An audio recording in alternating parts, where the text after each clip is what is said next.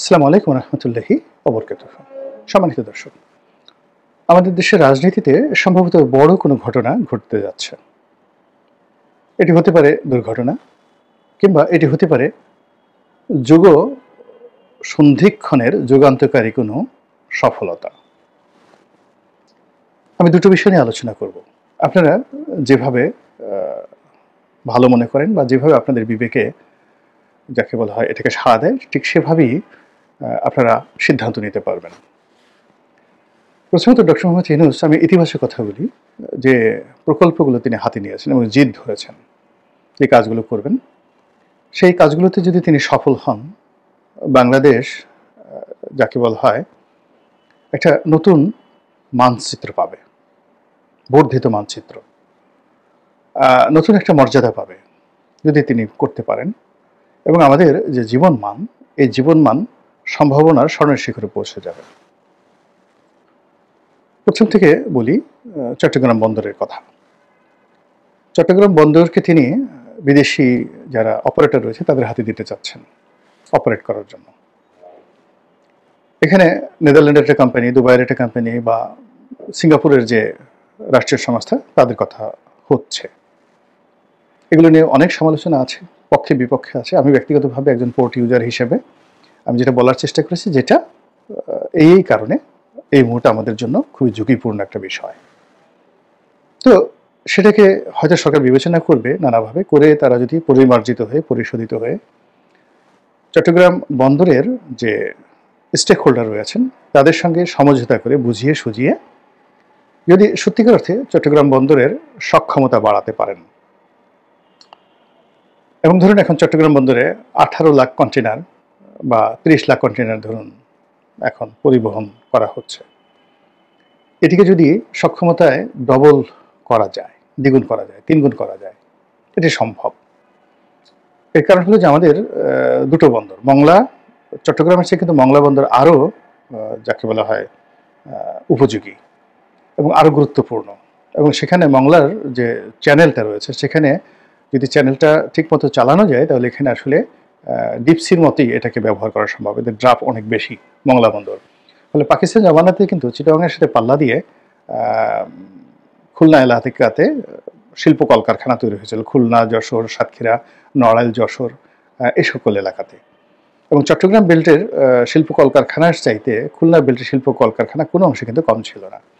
কিন্তু আমরা সেই বন্দরটা আসলে চালনা বন্দরটাকে ওইভাবে সংগ্রহণ করতে পারিনি, বিভিন্ন কারণে সেটাকে স্বাধীনতার পরে গুরুত্ব দেওয়া যায়নি। এর মূল কারণ ছিল আইন শৃঙ্খলার অবনতি, অর্থাৎ পূর্ব বাংলার সর্বহারা পার্টি, জাসদ থেকে শুরু করে সব কিছু, পদ্মার ওপারের যে পরিবেশ পরিস্থিতি, এটা ভীষণ রকমভাবে অবনতি হতে থাকে। এর ফলে ব্যাংকিং ব্যবস্থা, বিমা ব্যবস্থা থেকে শুরু করে লেবার সংকট সব মিলিয়ে ওই অঞ্চলে যে শিল্প কলকারখানা মার খায়। পদ্মা সেতু তৈরি হওয়ার পর এখন আমাদের আসলে সেই যাকে বলা একটা নতুন সম্ভাবনা তৈরি হয়েছে মংলা বন্দরকে কেন্দ্র করে। শেখ হাসিনার জামানাতে পায়রা বন্দর করা হয়েছে, ডিপসি বন্দর, এটা একটা শ্বেতহস্তি। এর কারণ হলো এটা কোনো দিন যাকে বলা হয় এই বন্দর ভালো হবে না। ফলে এটাকে যত সম্ভব দ্রুত এটাকে বন্ধ করে এটাকে একটা নৌবন্দর হিসেবে ঠিক মংলার সাথে কানেক্ট করে একটা সেই রামনাবাদ নদীর মোহনাতে একটা কলকাতার মতো, হলদিয়ার মতো একটা নৌবন্দর হিসাবে এটিকে যদি চালু করা হয় দক্ষিণ অঞ্চলের জন্য। মূল বন্দর থাকবে চালনা, এবং সেই চালনা থেকে ফিডারের মাধ্যমে নৌবন্দর হয়ে এখানে আসবে, তাহলে এটা হয়তো ফলপ্রসূ হবে। কিন্তু এটাকে ডিপসি হিসেবে এখানে যে ইনভেস্টমেন্ট, এটা কোনোদিন সম্ভব নয়। ওখানে যে সমুদ্রের যে ড্রাফট এবং ওখানে সমুদ্রের যে রাপসি, এটার যে অবস্থা, যারা জানেন তারা জানেন যে এটা যতদিন পর্যন্ত বঙ্গোপসাগর থাকবে ততদিন পর্যন্ত ওখানে ডিপসি হবে না। আমি নিজে এটার একটা ভুক্তভোগী। আমি একবার, আমার তো জাহাজ ব্যবসা আছে, আমি সেই একটা কোম্পানি এসে বললো যে এরকম আমার বিরাট লস হয়েছে, প্রায় কোটি 5 কোটি 6 কোটি টাকার মতো লস হয়ে গেছে। সেটা হলো যে 50,000 মেট্রিক টনের পাথর নিয়ে একটা জাহাজ আসলো, এবং ওই জাহাজের এজেন্ট ছিলাম আমি বাংলাদেশে। এবং সেই জাহাজ মংলা থেকে ওখানে 2 মাস বসে আমরা আনতে পারিনি। সিরিয়াস একটা প্রবলেম হয়ে গেছিল। এবং লাস্টে আমার সেই এজেন্ট গেছে, আমার টাকা গেছে। তারপর শেষে যারা এই মাল আমদানি করেছিল পদ্মা সেতুতে, তারা সেই পাথর সাপ্লাই দেবে, তাদেরও ব্যবসা বাণিজ্য চলে গেছে। চাইনিজ কোম্পানিকে তারা সময় মতো পাথর দিতে পারেনি। তো আমি নিজে এটার ভুক্তভোগী হিসাবে আমি এটা জানি। এর কারণ হলো আমি ওই এলাকার বাসিন্দা। আমি যখন দেখলাম যে একটা নতুন পোর্ট হচ্ছে, ডিপসি পোর্ট, আচ্ছা ঠিক আছে এখানে আমরা আনি, কিন্তু আমরা যদি মংলাতে আনতাম তাহলে আমাদের এই সমস্যাটা হতো না। তো সেই দিক থেকে এখানে আসলে ডিপসি পোর্ট কখনোই সম্ভব হবে না, যেটা ব্রিগেডিয়ার শাখাওয়াত বলেছেন। কাজে এটা একটা শ্বেত হস্তি না, এটা আরও অনেক কিছু, এটাকে ব্ল্যাক হোল বলতে পারেন বাংলাদেশের। এটা শেখ হাসিনার একটা ভুল সিদ্ধান্ত। এই জিনিসটা স্টপ করে, হ্যাঁ এখানে যে স্থাপনাগুলো রয়েছে এটা বড় মাপের নদী বন্দর হতে পারে, এখানে ভীষণ রকম বড় মাপের নদী বন্দর হতে পারে। সেটা কলকাতার হলদিয়ার মতো, হলদিয়া বন্দরের মতো হতে পারে, এতে কোনো অসুবিধা নেই। অন্যদিকে চট্টগ্রাম যে বন্দর, সেই চট্টগ্রাম বন্দর এখন যে নিউ মুরিং টার্মিনাল রয়েছে, তারপর শেষে আমরা যখন আগে ছিল পুরনো টার্মিনাল 81-82 সনে, তো সেখানে প্রথম মাল্টিপারপাস টার্মিনাল নিয়োগ করা হলো এবং সাবের হোসেন চৌধুরী কোম্পানি, কর্ণফুলী গ্রুপ, এই প্রথম মাল্টিপারপাস তারা সে প্রাইভেট সেক্টর এটা তৈরি করলো। ওটা আবার সরকার পরবর্তীতে 800 কোটি না 1000 কোটি টাকা দিয়ে ওটা আবার কিনে নেয় তার কাছ থেকে, যে না এরকম একটা রাষ্ট্রীয় প্রতিষ্ঠান ব্যক্তি মালিকানায় থাকতে পারে না। এখন পুরোটাই রাষ্ট্রীয় মালিকানায় আছে। আর প্রাইভেট ইয়ার্ডগুলো, বড় বড় প্রাইভেট ইয়ার্ডগুলো, অসংখ্য প্রাইভেট ইয়ার্ড তৈরি হয়েছে এক্সপোর্টের জন্য, ইম্পোর্টের জন্য, সেগুলো বাইরে, কিন্তু মূল বন্দর এখনো পর্যন্ত সরকারের হাতে, কাস্টমস বন্দরের হাতে। এখন এটাকে ডক্টর মোহাম্মদ ইউনূস বিদেশিদের হাতে দিতে যাচ্ছেন এবং আলটিমেটলি এই কাজ তাকে করতে গেলে তাকে কাস্টমসটাও বিদেশিদের হাতে দিতে হবে, এছাড়া কোনো উপায় নেই।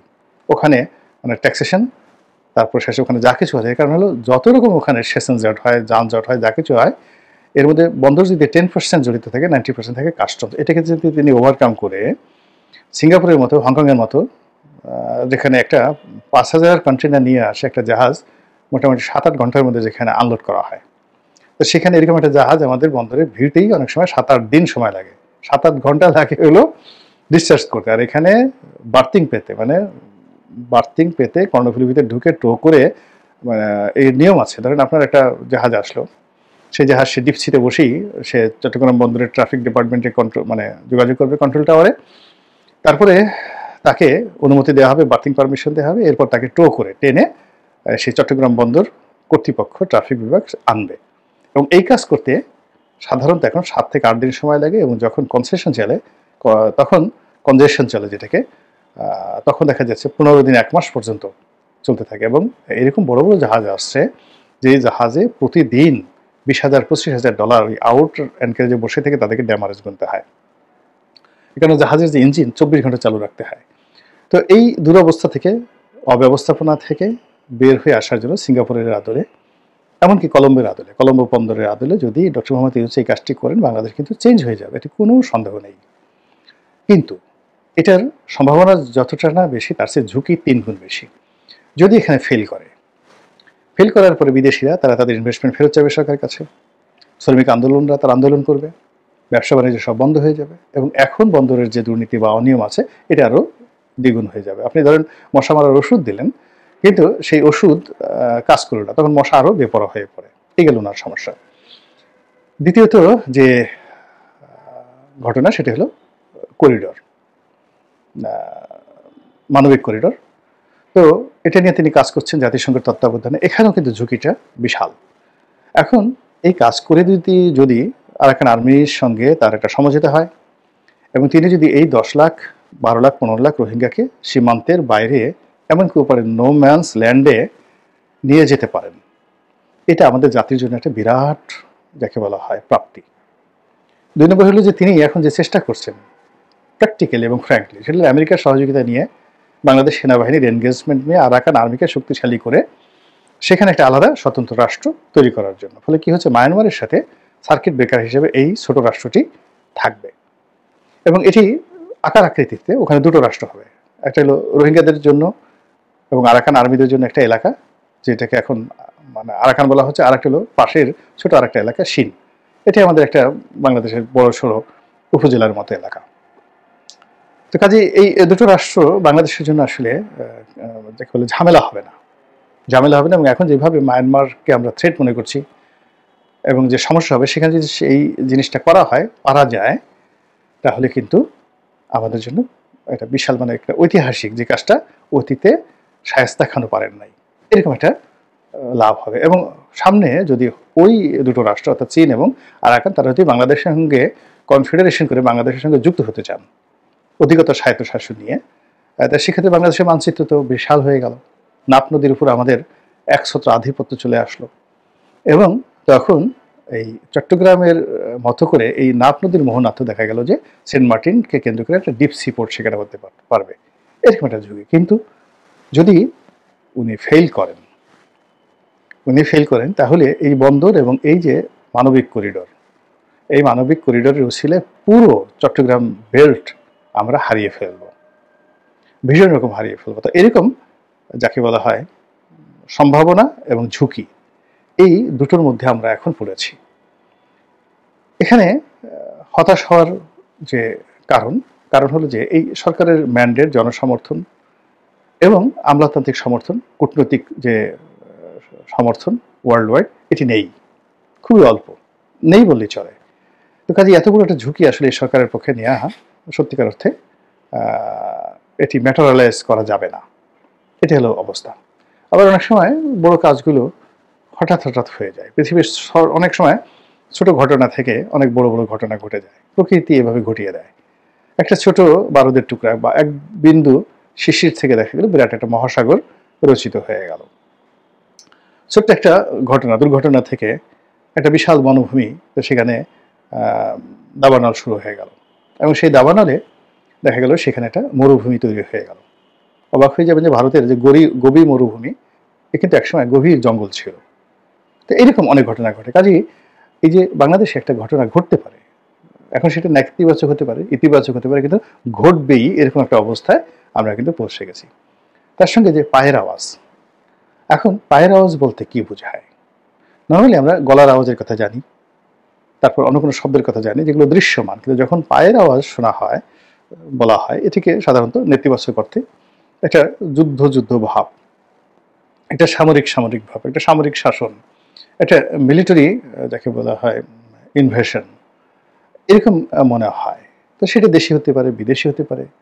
এবং এটা কেন? এর কারণ হলো যখন এরকম একটা দুর্বল অবস্থার মধ্যে পড়ে তখন বহু পক্ষ সেখানে যুক্ত হয়ে পড়ে। এটা ছোট বড় কথা নয়। আফ্রিকার আপনি দেখেন সেই বুর্কিনা ফাসোর মতো একটা রাষ্ট্র, সেখানে কি হচ্ছে, কিংবা ধরুন রুয়ান্ডাতে কি হয়েছে। তাদের কিন্তু ছোট্ট একটা দেশ রুয়ান্ডা, অর্থনীতি অত ভালো না, কিছু না, কিন্তু সেখানে কি হয়েছে, সেখানে কেন পশ্চিমারা একেবারে ঝাঁপিয়ে পড়েছে। উগান্ডার মতো একটা দেশ, সেখানে কি হয়েছে বা এখনো কি হচ্ছে। তো সেদিক থেকে বাংলাদেশ ধরেন অনেক বড় সব দিক থেকে এবং অনেক সম্ভাবনাময়। এবং এখন গ্লোবালি যে অর্থনীতি এবং গ্লোবালি যে ভূতাত্ত্বিক যে রাজনীতি, সেই রাজনীতিতে এখন সেন্টার পয়েন্ট হয়ে গেছে বাংলাদেশ।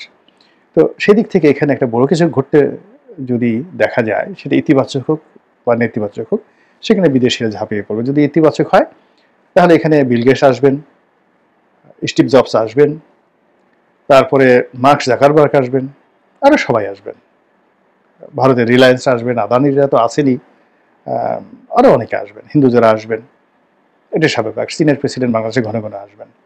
আর যদি খারাপ অবস্থা তৈরি হয় তাহলে কি হবে?